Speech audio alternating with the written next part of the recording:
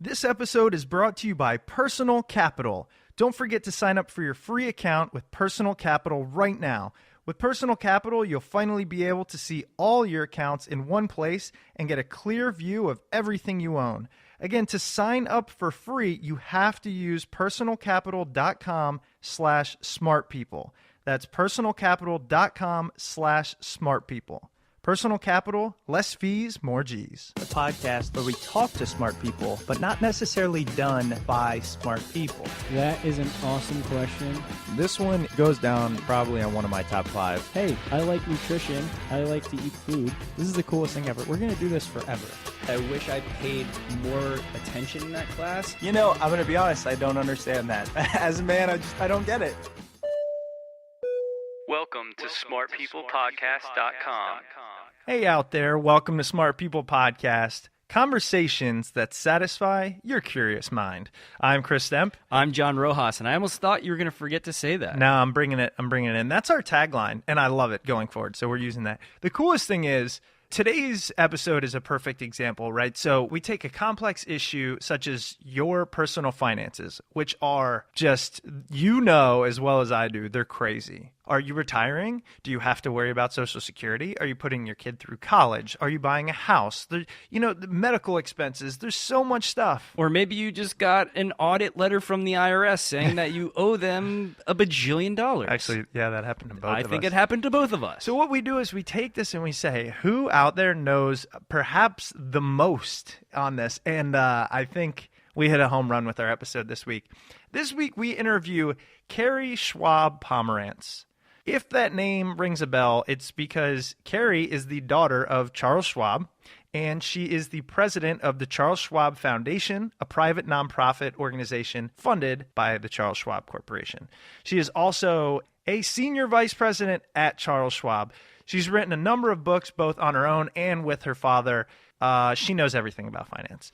Even the president was like, you know what? We need to get in on this. So Obama in 2010 appointed Carrie to the President's Advisory Council on Financial Capability. And she does so much philanthropic work as well. She's the chairman of the board of Schwab Charitable. She's worked with tons of organizations, including the Boys and Girls Club of America, to put together financial education programs. I mean, she's just a fantastic individual. And you know what else was interesting? She's a perfect example of when we get on the phone or Skype in this case, these people, they're just they're giving of their time. I know how busy she is.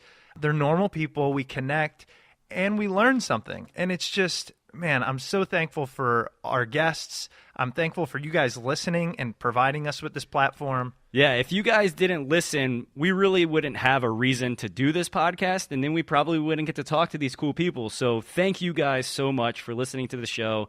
Please tell friends, tell family members, tell whoever you can about this awesome show. Put a hashtag or something in there. Tweet us at Smart People Pod and reach out to us. We're going to turn it over to Carrie. Enjoy the episode.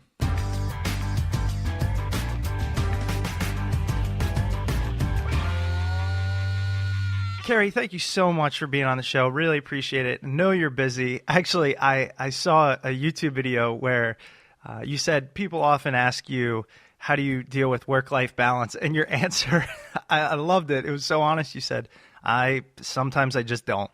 I just don't deal with it. That's really funny you say that. It's true. I know that's a big question among women in particular.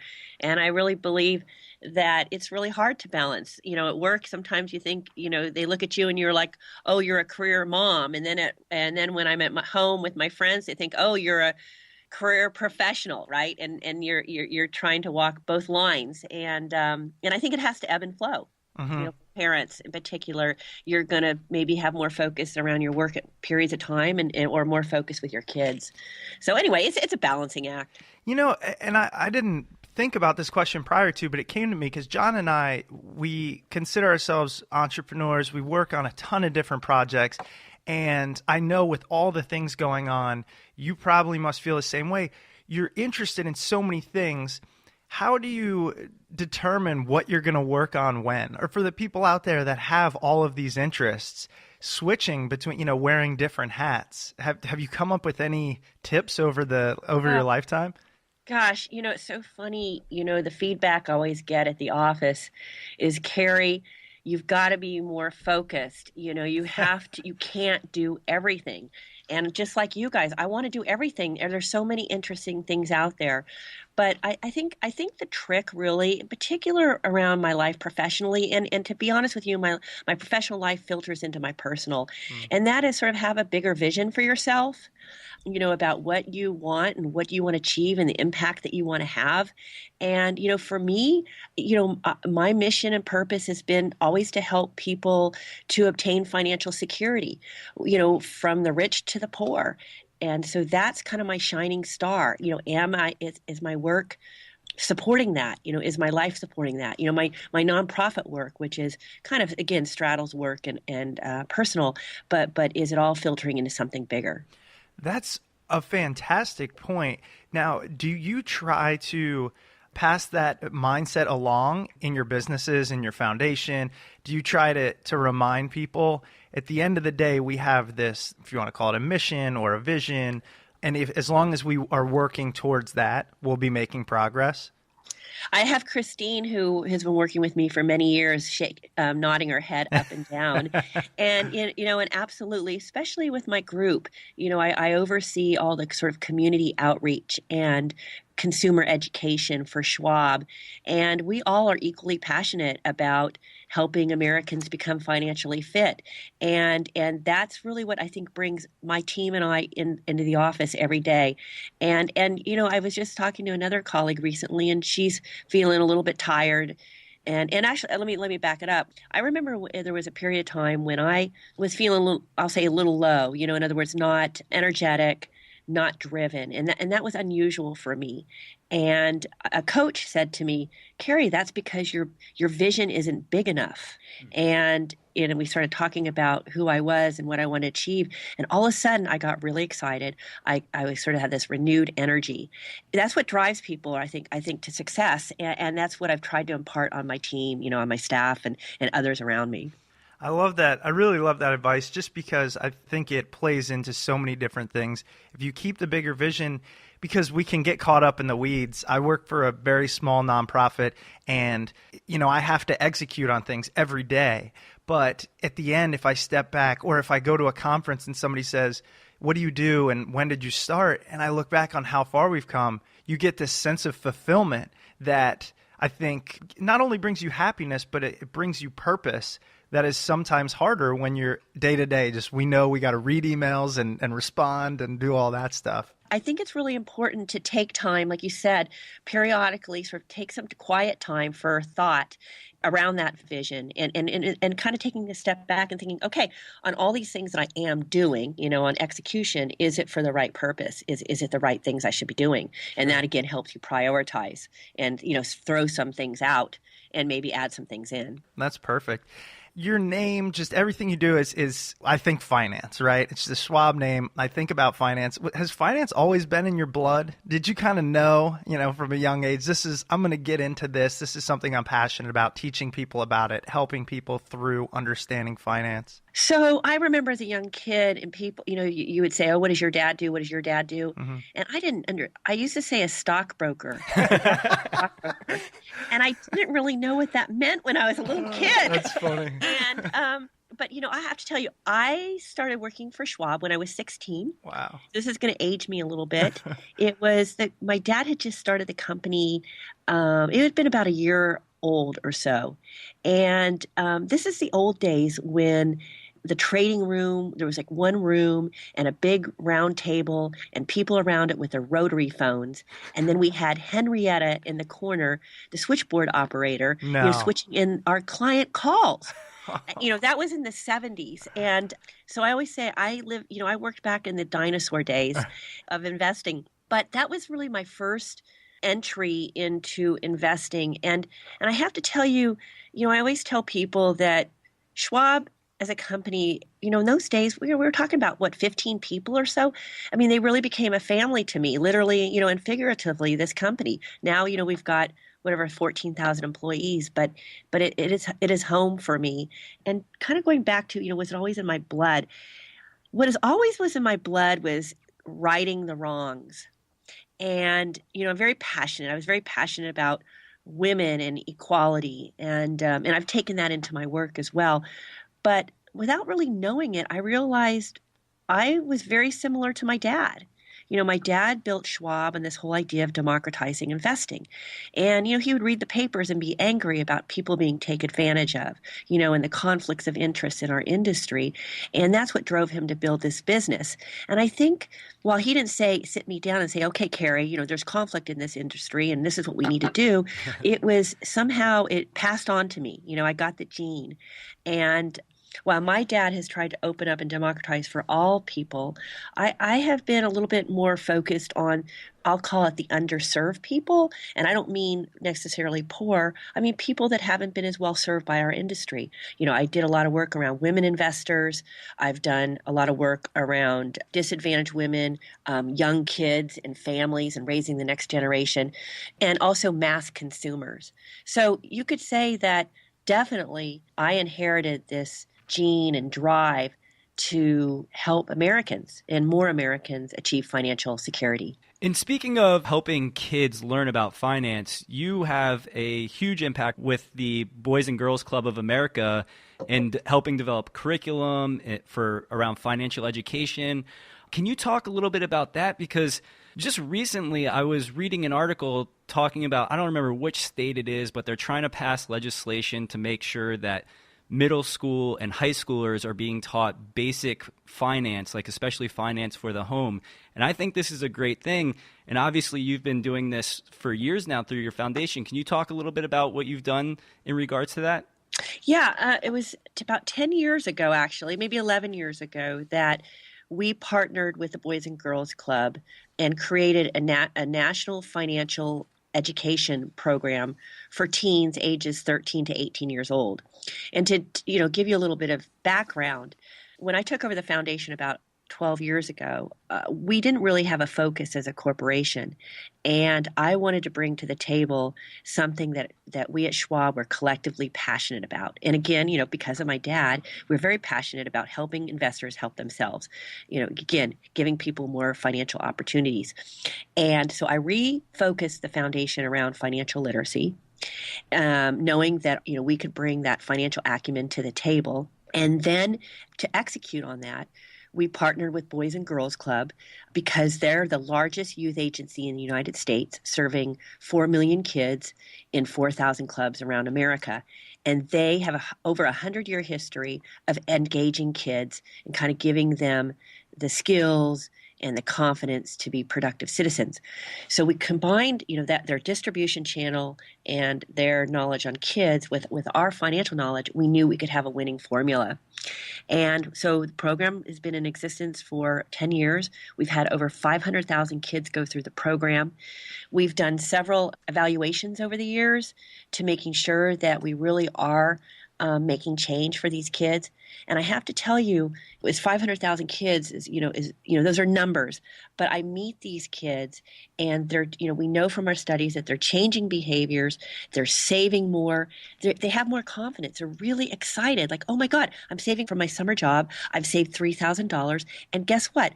College is a possibility for me, and I can help my parents with that. So this particular program gets me very excited. I'm glad you brought that up because I don't really think about what I knew about finance when I was younger. Even in the college, I was a finance major, but I think I did that because I wanted to understand it. I didn't know if I was in love with it, but I just wanted to know what this world was. When you are giving the advice to kids or when you're teaching them about finance, you mentioned saving. Are there typical things that they don't understand, that they don't grasp, that they need to? I guess your common message to them? My message really for any age, but especially somebody who is in their 20s, is open up or take advantage of your 401k if you have one, and at the very least up to your company match, because companies usually match at a pretty high rate, at a rate that you probably wouldn't get in the open market. So that's job number one. And I say to everybody, no matter what age, save, and save more. Young kids, like you said, they're not taught at home. They're not taught in the schools. And we as a society need to do a better job of getting these young people on the right foot. And the one thing that they have that, say, somebody who's in their 50s doesn't have, and that is time to build assets. So we always have a rule of thumb at Schwab that we use, that if you are in your 20s and you start saving, you should save 10 to 15% of your income for the rest of your life, and you will have a relatively comfortable retirement. But if you wait till your 30s, you've got to up that savings to 15 to 20%. And then your 40s, 25%. And you can see, the longer you wait, the harder it is to save. So we're doing a disservice to our young people if we don't get the word about saving at an early age. And in fact, it's funny that you asked me this. I was literally at a physical therapy appointment with a young guy, and he's 30. He told me he was 30, and he's been saving in his Roth IRA, which I gave him big time kudos for doing that, but it's been sitting in cash. Oh. Yeah. And he said he just didn't really know. So I gave him the website. I said, go to our website, schwabmoneywise.com, go to schwab.com and look under mutual funds, and in particular, look at exchange traded funds. I think that's a really good place for young people to start. You get involved with a sort of a broad-based exchange traded funds. There are low fees, and you're participating in the greater market. And young people, especially in a retirement account, can afford to be all in equities for a period of time. I hope your physical therapist is doing that for free, because he just got financial advice from the senior VP of Charles Schwab. I know, but you know what? I don't think he really knows my background. I sometimes keep that sort of quiet. Yeah. But I did tell him I was coming out with a book, so he's kind of now learning that this is my expertise. That's but he doesn't know who my dad is. That's really funny. And you know what else is funny? You mentioned the 401k, at least invest to company match. And I'll never forget my first job out of college. I was working in commercial real estate. First day on the job, my boss says, "You're going to learn a lot here. But if I teach you two things, it's going to be marry a woman with a golden heart and max out your 401k. And he's 65 or so now. He's happily married. He's got plenty of money. He's successful. So I like that advice, You know what? And you were really lucky to have somebody mentor you like that. And I don't think not everybody has that. So kudos to him for passing that along. And I really do. I think there is an opportunity for adults, in the workforce, or with your parents or your aunt and uncle or a grandparent, whatever it may be, is, kind of bringing these young people along and giving those kind of pieces of advice. Where do you think this disconnect with educating the young people about finances? Because, when you look at the national savings rate, it's pretty much a joke. And I talk to a lot of kids that are my brother's friends. He's a lot younger than I am. And I always ask them, I'm like, "Oh, are you in your 401k? Do you have a Roth IRA, all this stuff?" And they look at me with these blank stares.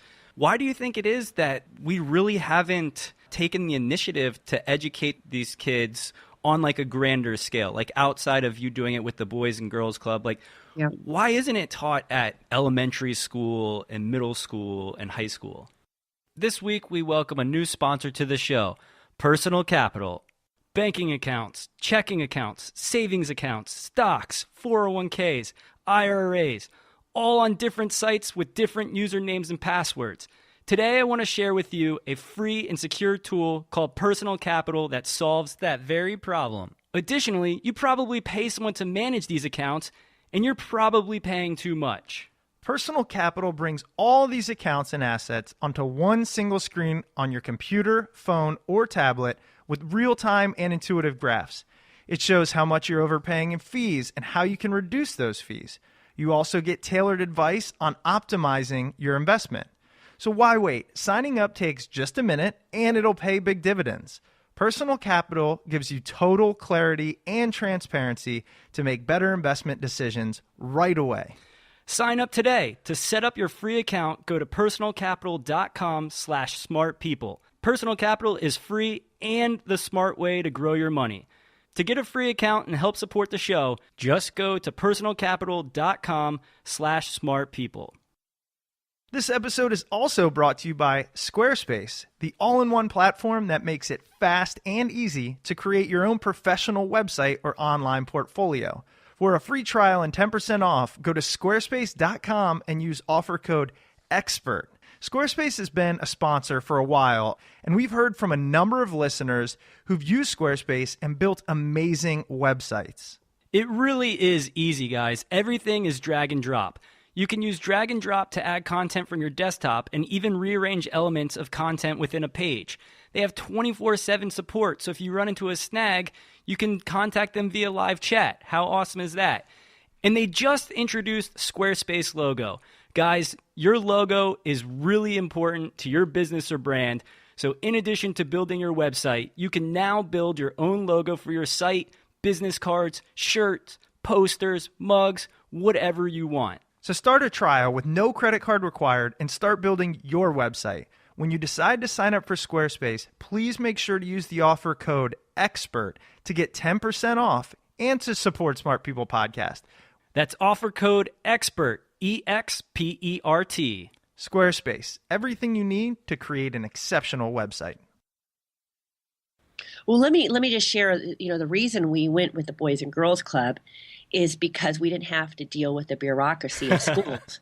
That's the bottom line is, there's 50 states and each state has its own educational standards. Right. And they make the rules for themselves. And so it's like you said, it's just a huge bee's nest out there.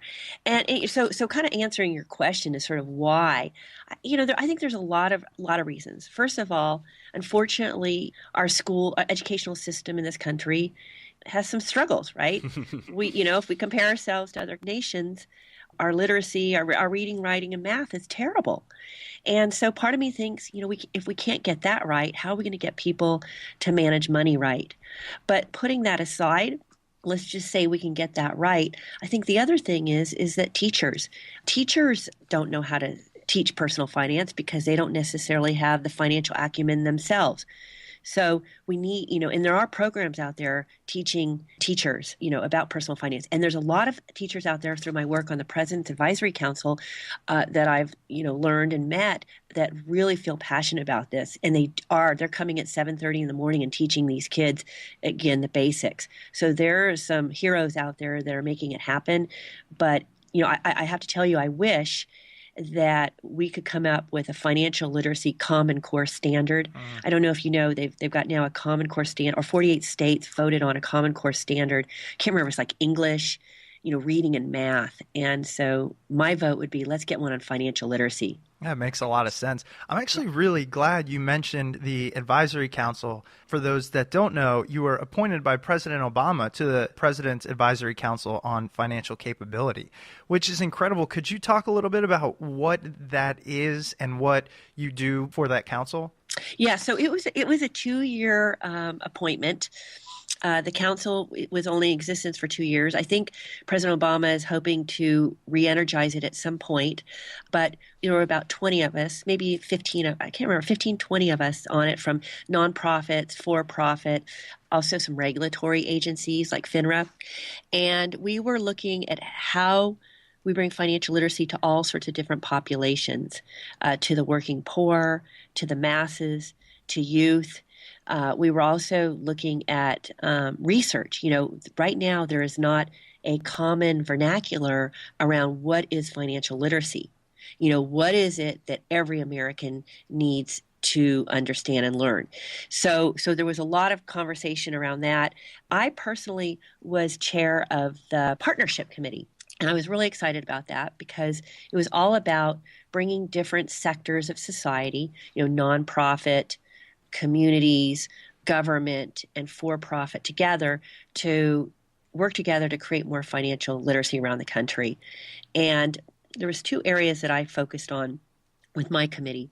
One is creating a guide for cities and states to bring cross-sector individuals, experts, to come up with programs and ideas specifically for their community. There are a lot of programs out there that are sort of best in class, but a lot of communities don't know that they're there. So we created this one guide. So if a city really wanted to make it a priority, they could sort of a how to create their own council and how to implement programs that could help their community.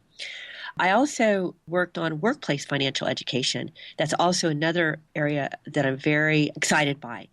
And it's sort of a new area to make a difference in people's lives. You mentioned, if your parents didn't talk about it, your schools and teachers didn't talk about it. But where it's really important is when you get your first job. And as you mentioned, your boss said, go in your 401k, but not many people are that lucky.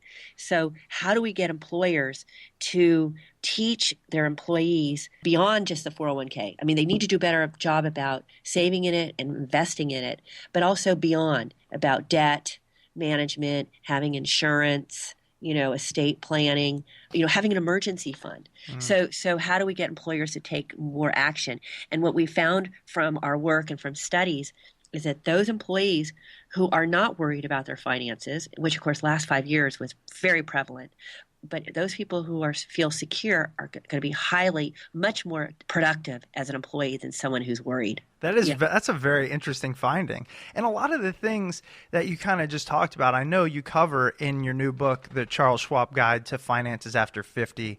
And I'm so glad that somebody like yourself who's been doing this since you were 16 is kind of giving these answers and giving this advice with the understanding that it's so that everyone can learn this and better themselves, because sometimes finance can be a scary place. You can wonder, are people just doing this for commissions? Why am I getting 10 phone calls about different life insurance policies?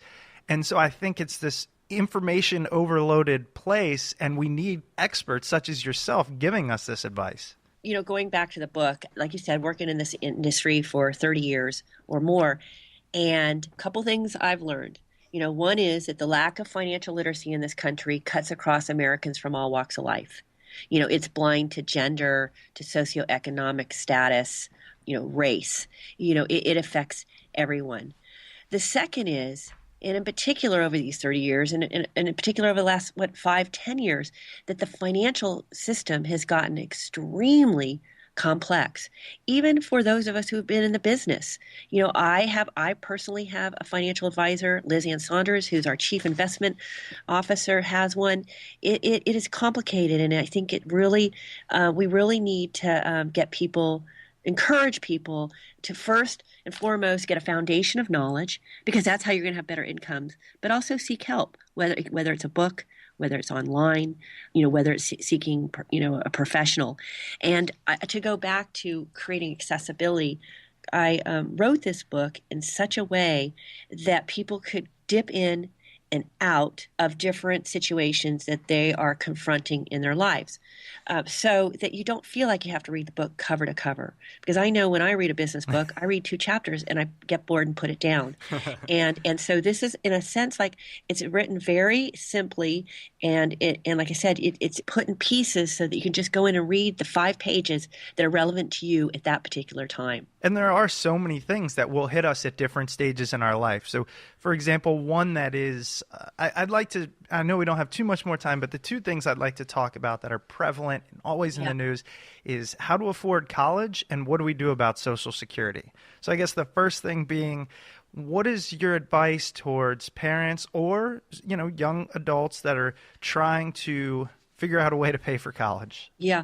Let's talk about college. So it pains me how expensive college is today. And I'm actually on an advisory council for college, or for Colorado State University. And so I've had the privilege of reading articles about why college is so expensive. And what I've learned is a lot of it has to do with bureaucracy. So I think it's really, really unfortunate that kids bear the brunt. But let me just say a few things about it. I'm not necessarily an expert on how to pay for college. Where I'm more expert is about kind of prioritizing your savings. And parents, I know, it's very emotional. They feel they've brought their kids into this world and they have to pay for college.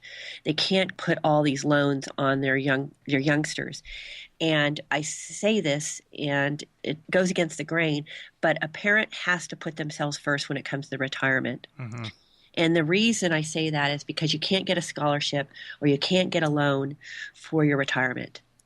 And, for kids, let's just talk specifically about kids.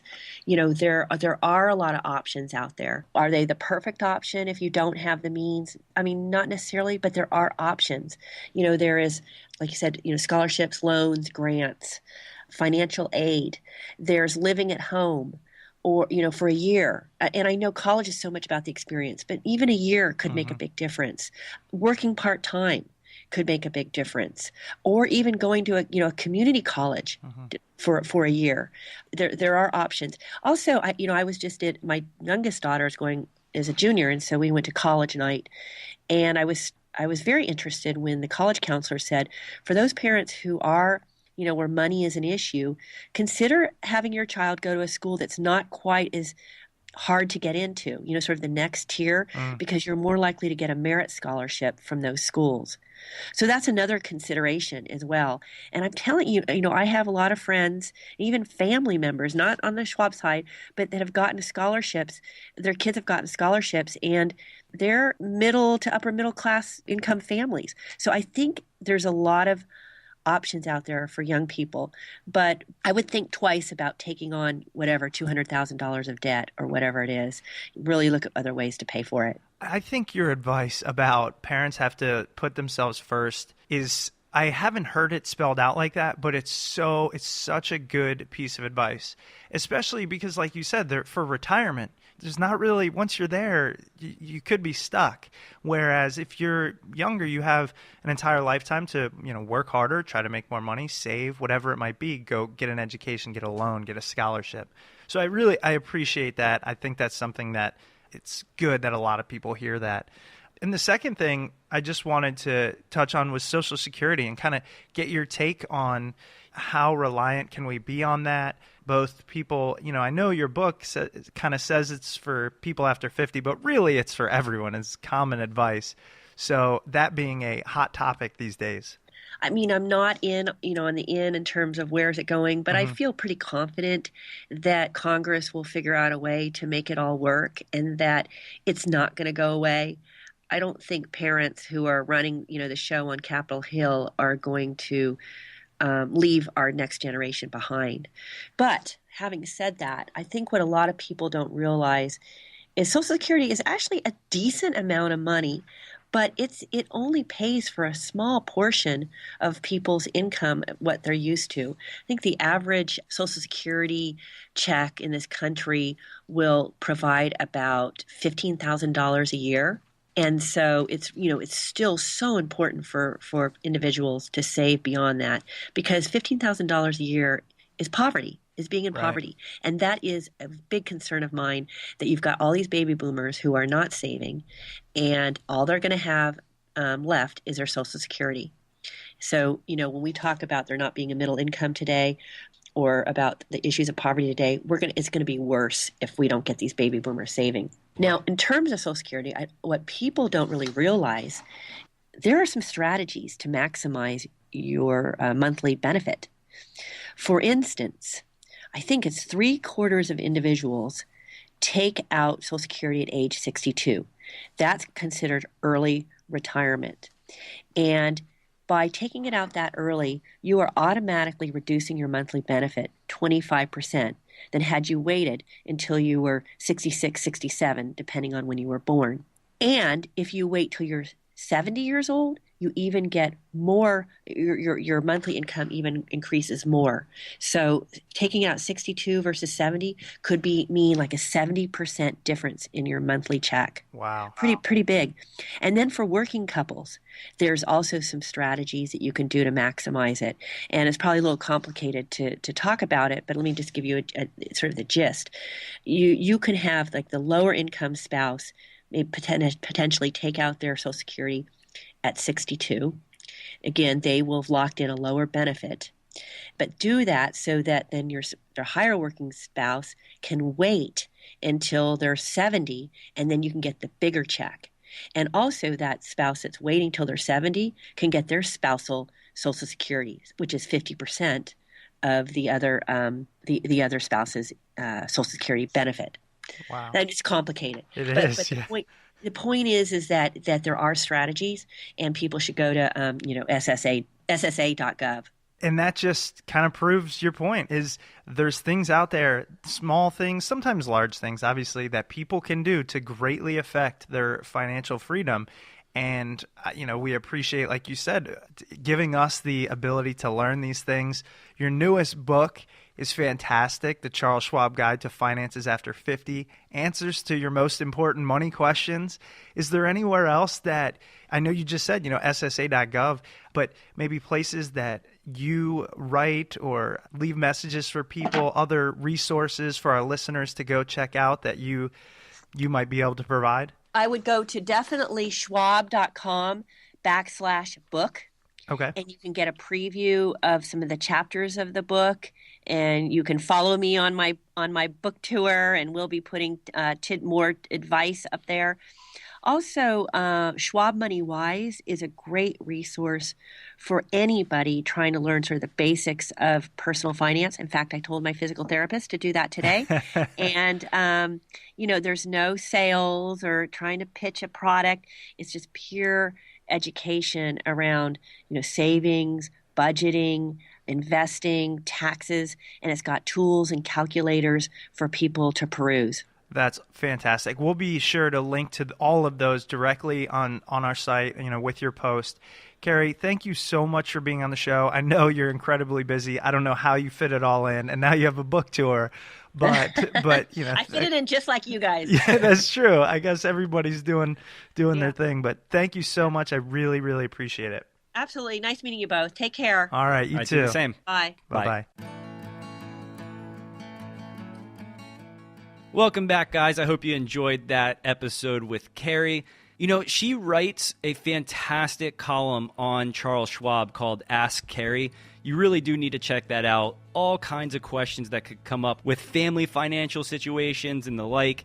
It's really cool. Check it out. And check us out at smartpeoplepodcast.com.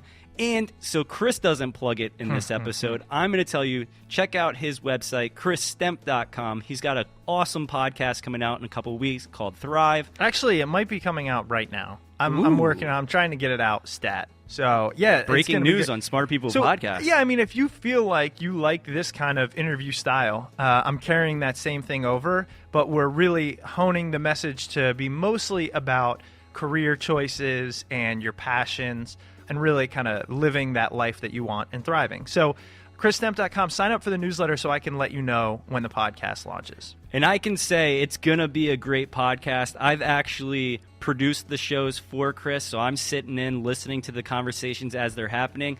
I love it. I'm sure you guys will love it as well, so make sure to check it out once it drops. Thanks so much for listening. Make sure to tune in next week. Have a great rest of your day.